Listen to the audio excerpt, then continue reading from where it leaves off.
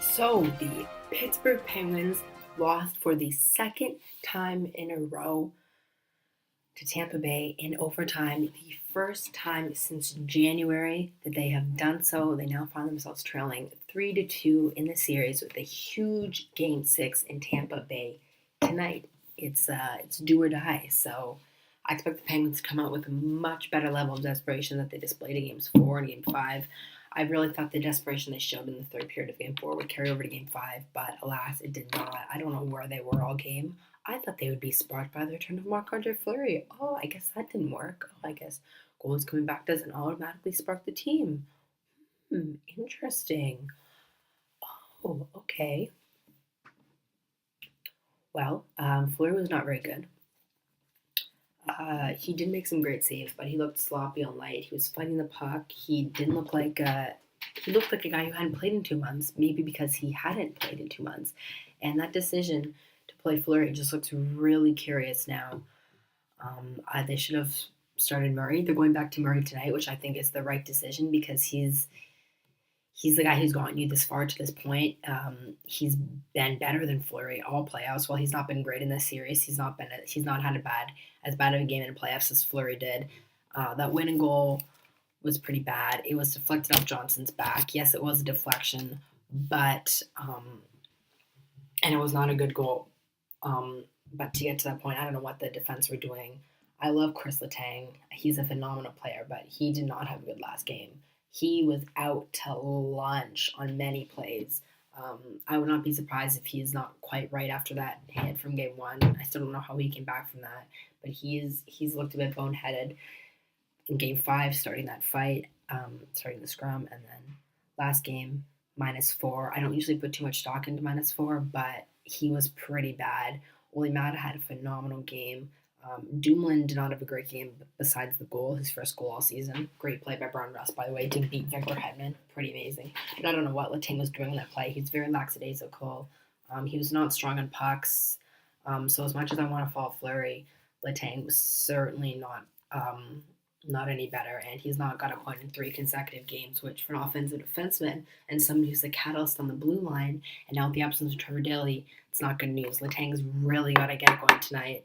I really expect a much better effort. I think he'll bounce back. He doesn't usually have 2 bad games in a row, but the Letang haters were out in full force, which I thought was hilarious because the guy's one bad game, and all of a sudden it's like he's terrible. No, everyone's got a bad game once in a while. It's going to happen. It's quite funny how all the people who are sympathizing with Fleury were pretty quiet after last game. Murray's going back in the net, which I think is really smart. It's the right decision for sure. So the third goal, maybe it was Letang's fault. It was a bit fluky. It was deflected. Can't fault him for that. He did make some great saves. That Killorn shot initially, I think it was the second goal or the first goal. Initially, I thought, okay, that's a great shot, in and out. But looking back at it again, that's a brutal angle, and he goes down. You can't go down on that type of angle. When it's a bad angle shot, the guy's coming in off the bench, and it's like almost at the corner. It's a bad angle shot. You gotta stay up on that situation because it literally went in over top of him and out. I don't know why he went down. He said he shouldn't have gone down on that play. Also, he's maybe a bit deep in his net. He should have come out more. His angle is off, so either get your angle on or stay up. Don't go down in that situation because it was not a good goal to let in. It's a bad angle goal. You can't be letting go from that angle in the net. You just can't. Second goal is a pretty beautiful play. He didn't have much of a chance on that. He almost got there, just not quite. But I mean, the Penguins had the lead. They can't give up a goal 3 minutes left in the game. Scoring 3 goals, you should be enough to win. That means your goalie should be making those saves at the same time, yes. But you also can't have those defensive breakdowns like that.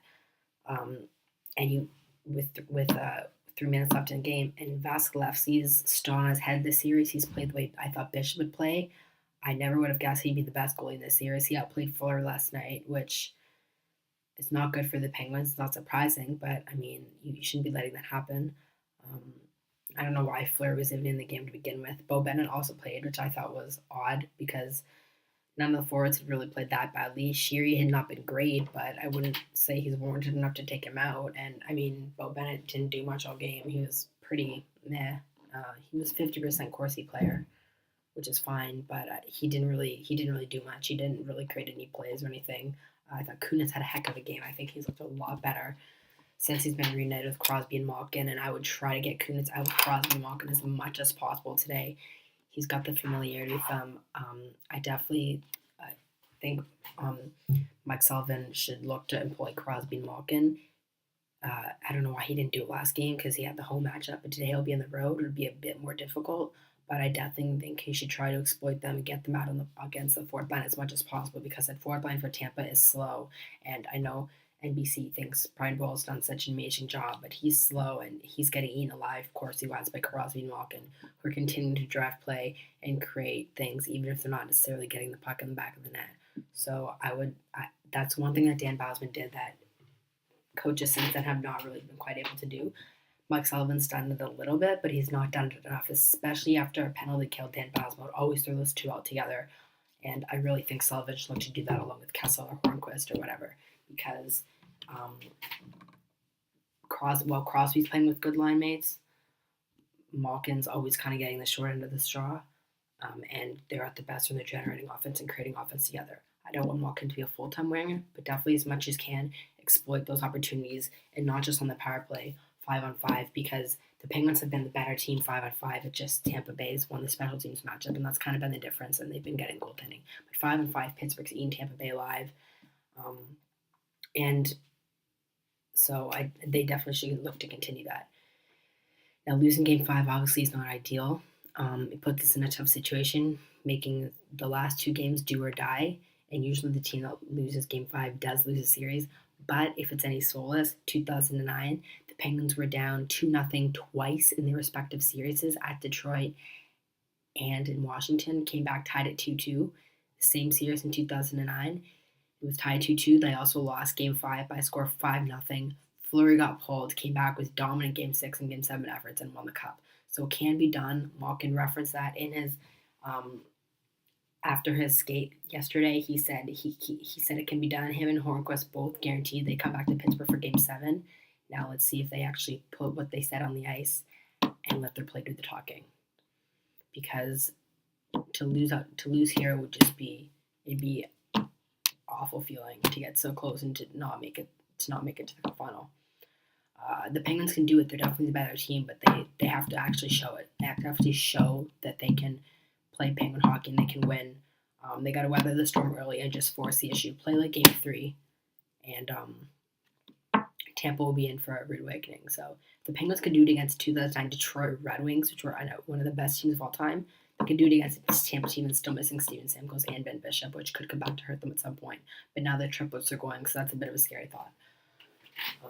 So please like if you like this video, subscribe if you really like it, share with all your friends, tag everyone, and I'll see you after Game 6 tonight. Hopefully it's good news. Let's go Penguins.